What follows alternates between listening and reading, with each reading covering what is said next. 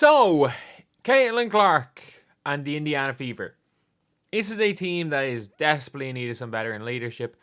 Like, obviously, Erica Wheeler is fine, but if it was a team that had, for example, a Taurasi, like as much as I want to joke about her and call her Diana Taurasi, she's still one of the greatest players of all time and still a veteran presence on a team. If they had an Asia Wilson, if they had a, like, heck, if you have a Neka Wumake, something like that, like that's why I think, obviously you've got multiple max contract slots. I think if you can get Neka and Dejanay Carrington into this team, that's one of the best teams in the league. But obviously, it's hard to get players to Atlanta. But a lot of people are talking potentially about them signing this one free agent, and you obviously have to cut a player. And I don't see any reason why they wouldn't cut Victoria Saxon. I'm not gonna lie. Before we get on to that, if you guys are new to the channel, subscribe. We are only 18 subscribers off 14.3k. If we could hit that by the end of the day, that'd be absolutely insane. But anyway, the player is Angel McCoughtry. And I get it and I don't get it. Because, like, when people are talking about a veteran presence, there are not too many better all-time vets than her that are still looking to make it in the WNBA. Like, she has been trying to be on a WNBA roster for years now.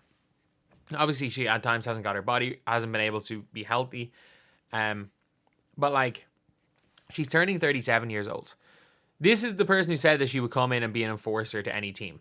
Obviously, she as good as put out a big sign and said to Indiana Fever, please sign me. And I'm not going to lie. I think she wouldn't be the worst pickup for the Fever, but she wouldn't really play. At the same time, a lot of people were saying that's what she was for the Aces. Like, in 2020 was the last time she really played. Like, in the last 5 seasons, she has played, other than the bubble, in the last 5 seasons prior, or in the 4 to 5 last 5 seasons. So since 2018, outside of bubble year, she has played 4 games. 4 WNBA games. But at the same time, look, this is a former Rookie of the Year, who averaged 21 points her second year, multiple time 20-point-a-game scorer. Like, she's someone who has finished top 3 in MVP once. She was, third in Defensive Player of the Year. She's one of the all-time greats. And heck, even like in 2020, which was 4 years ago, she was third in MIP voting. So it's not like she's had no success really at the WNBA level. But the problem is that she hasn't been healthy in a long time, and she's not going to be there to play. So I don't know what, like, it's been so long since she's played that I don't know how much she could impact them on the floor. And I don't know if there's a point really in having the player for the Haslam role. Like, if she had played, for example, let's just say if that 2020 season, because obviously she was great for the Aces. Like, she was a big, big help for the Las Vegas Aces when she was there. She was a veteran presence when the likes of Asia Wilson, the likes of her and Cambage were, like, obviously, they were there to help out their young players. Cambage is just Liz Cambage. The sooner we forget about her, the better. But Asia was there and helped out that young team. The problem is that obviously the Fever don't have that veteran presence, and the one vet that does seem to have taken Caitlin Clark under her wing that's trying to help them is garbage. And it's Erica Wheeler. Like, look, I think Erica Wheeler is a veteran presence for the team. I think she's helpful. She's on a max contract and she sucks. Like, I really do hope in free agency. Like, I understand why people are trying to push Angel McCoughtry on the Aces. It's not on the Aces, on the Fever, because she is she's the veteran presence. She is going to be somebody that could have helped had she been more healthy, had she had more game practice. She big time could have helped this team, and they do need someone like her eventually. I just don't think that Angel McCoughtry is the player right now.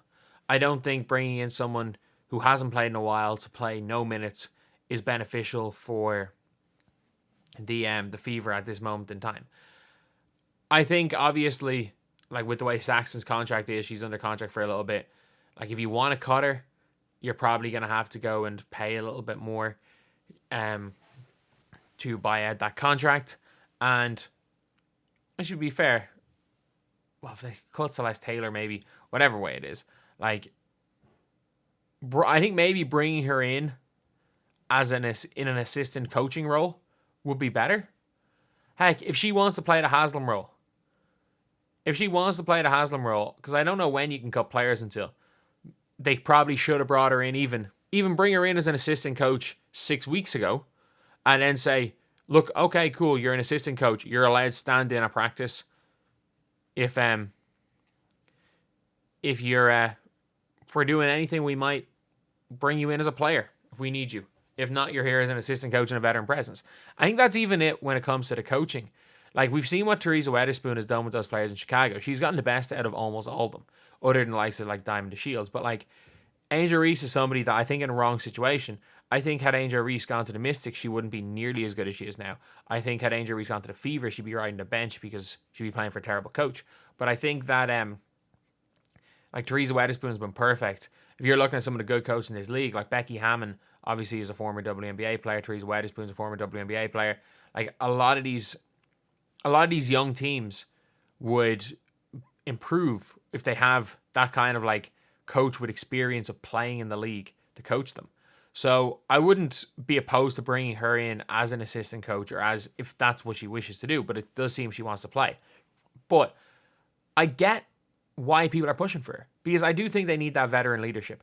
I think with Max contract Wheeler gone, if you want to keep Erica Wheeler around, you got to offer under $100,000 a year.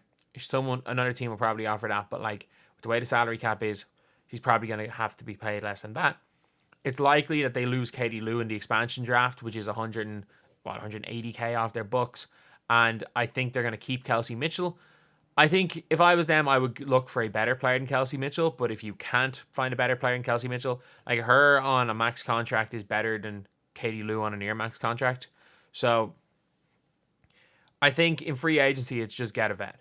They're probably not going to make the playoffs, the Fever. They're probably going to be in, get one of the first couple of picks. If you can get Morrow, if you can get Paige, or you can get Kiki, that is 3 exceptional rookies next year. And then if you can get a vet, like, try to maybe sell the young players to be the vet for the young players at the end of the year to NECA. Because, like, you're not going to get, again, like a Dewana Bonner or something. You're not going to split her and Alyssa Thomas up.